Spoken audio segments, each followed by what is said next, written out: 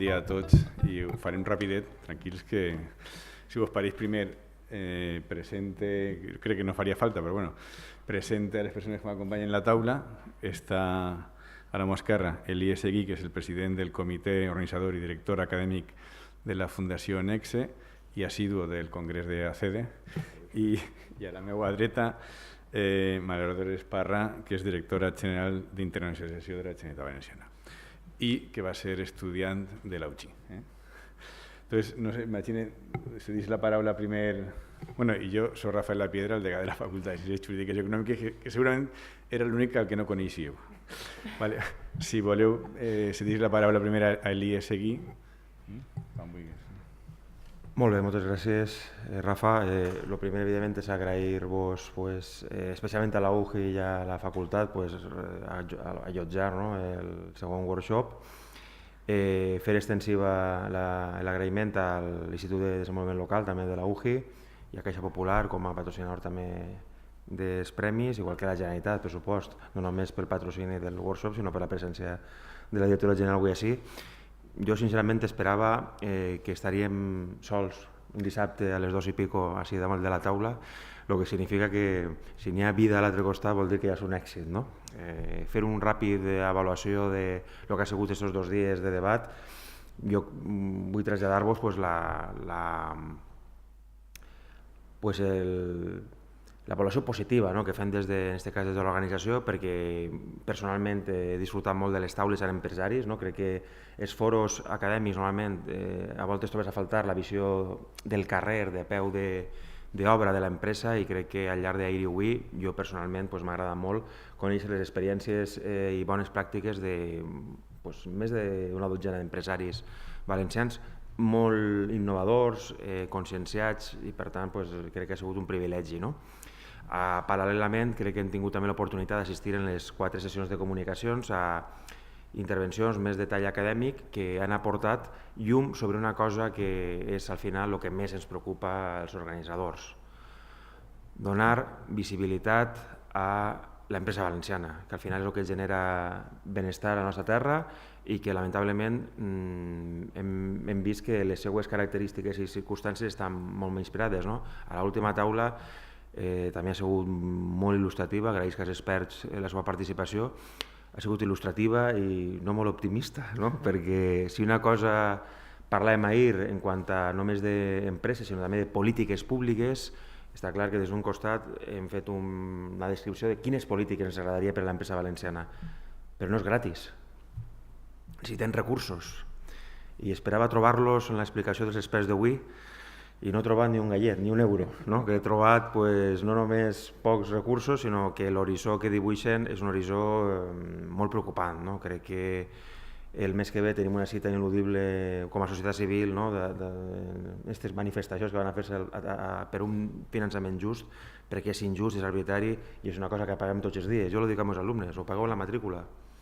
Suposa que si visquem en un sistema de finançament més just, les matrícules universitàries serien normals, com les que pagàvem fa uns anys, de 600 euros, no de 500, no de 1.000, com alguns dels meus alumnes paguen a la Politècnica, no sé si la jove primer. Bé, vull dir que ha sigut, crec que la triple línia del foro acadèmica, professional i política, juntar aquests 3 vessants en un diàleg que permeta buscar solucions reals a la situació de l'empresa valenciana. Crec que hem trobat alguns treballs interessants, algunes línies per a seguir treballant, i per tant no vull que estendrem més. Agrair-vos a vosaltres estar així un dissabte a aquestes hores, agrair a tots els participants el seu coneixement que hem compartit així, i insistir, agrair-vos a la Universitat i a la Generalitat, a la Conselleria d'Economia Sostenible, el seu recolzament. Sense vosaltres això no seria possible. Moltes gràcies.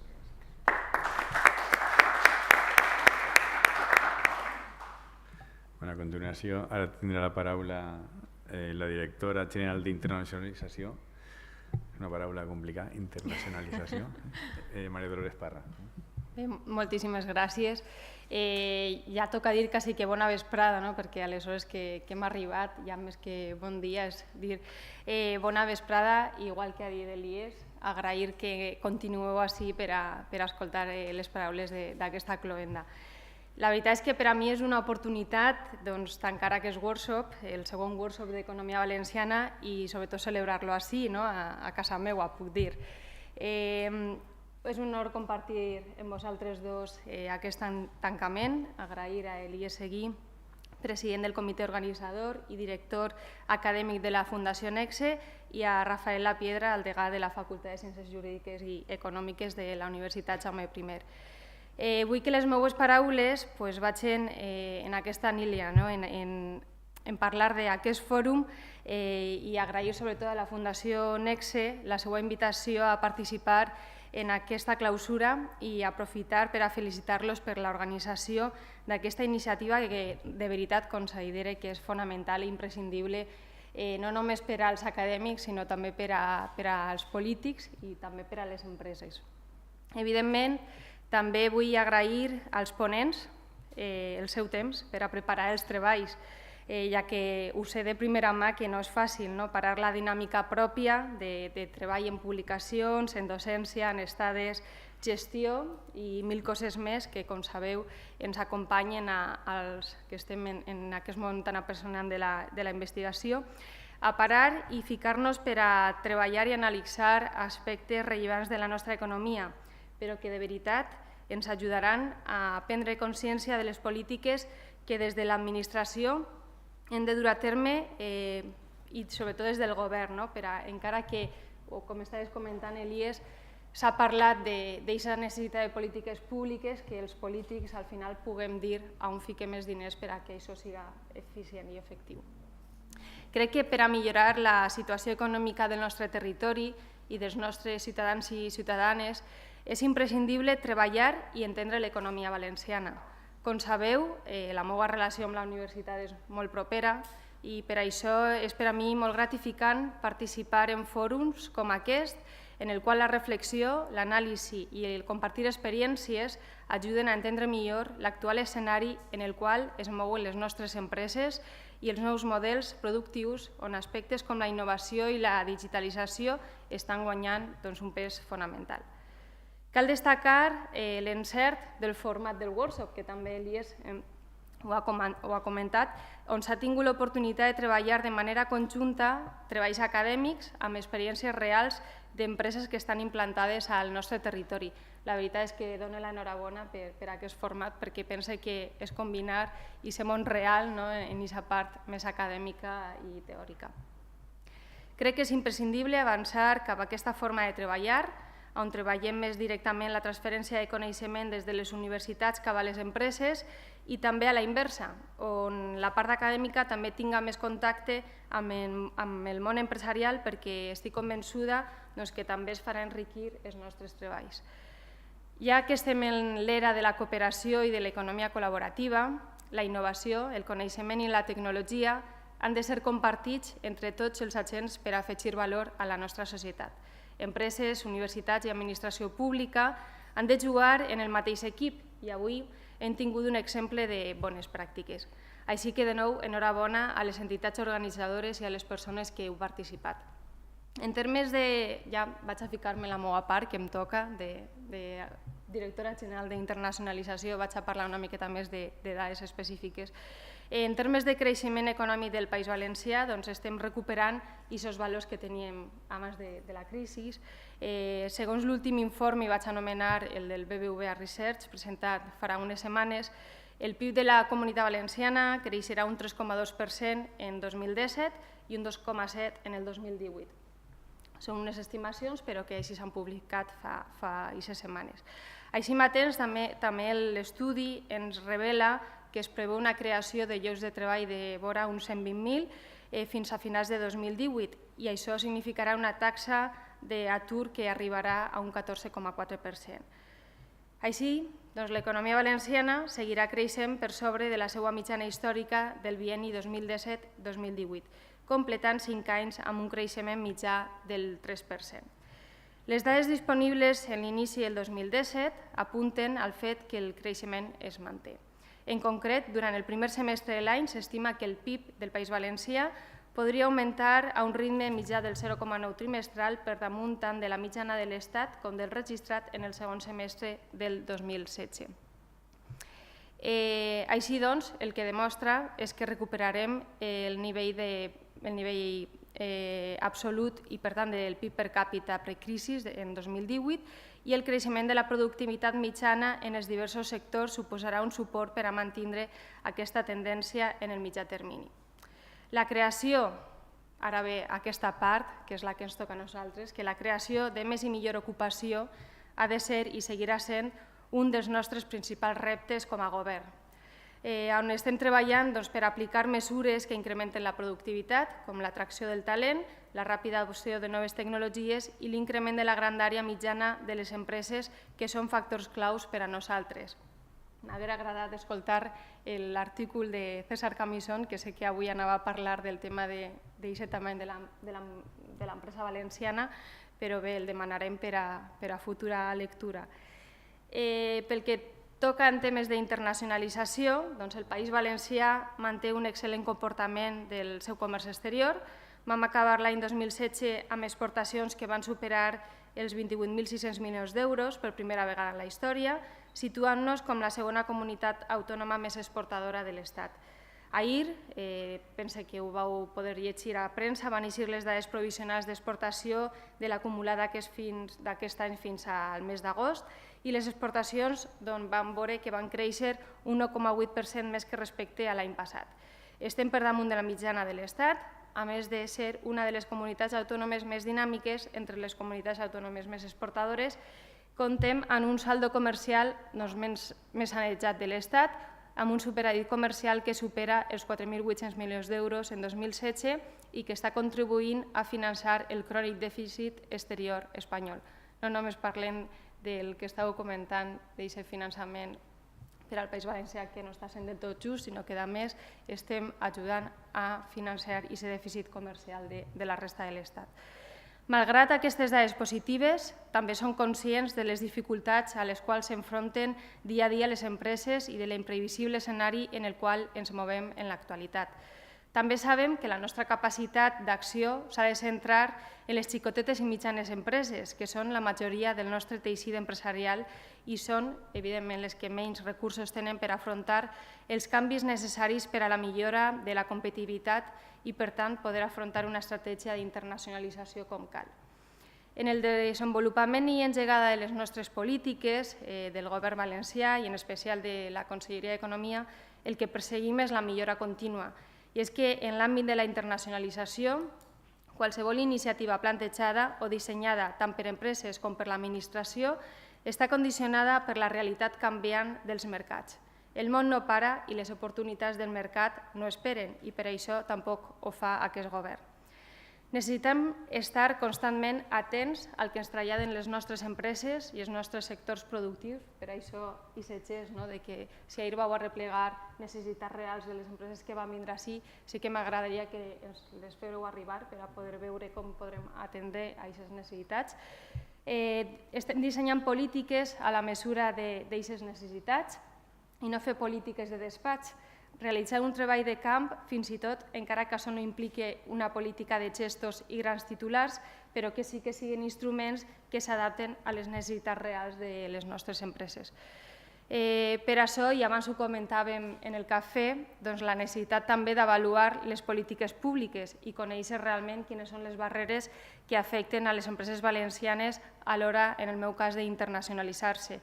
En aquest cas ho hem fet en col·laboració precisament també en la universitat, en aquest cas en la Universitat de València, i han sigut ells qui ens han ajudat a avaluar les polítiques que estàvem utilitzant en matèria d'internacionalització i també de detectar quines són aquestes barreres principals que tenen les nostres empreses a l'hora d'eixir a l'exterior. I això el que es dona són les línies i la guia per a crear nous instruments i mantenir aquests instruments que realment estiguen sent útils.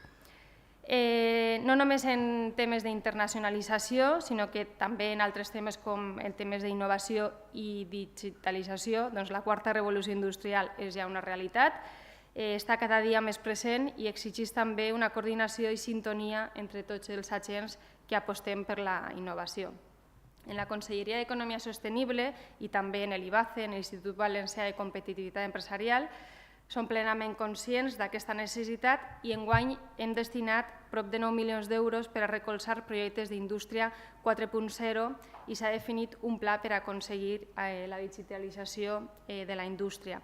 El nostre horitzó és per a l'any 2020 i la nostra eina és el Pla Agenda Indústria 4.0 que presentarà el conseller Rafa Climent la setmana vinent i que no vull desvelar molta cosa més perquè espero que ho faci ell en aquesta roda de premsa. Com veuen, tenim un ampli horitzó per davant, ple de reptes que espero compartim i superem de forma conjunta i els anime a que compten amb nosaltres per abordar un futur apassionant i que universitat i administració continuen caminant de la mà. I res més ja per acabar. Moltíssimes gràcies i de nou enhorabona per a aquest segon workshop d'Economia Valenciana.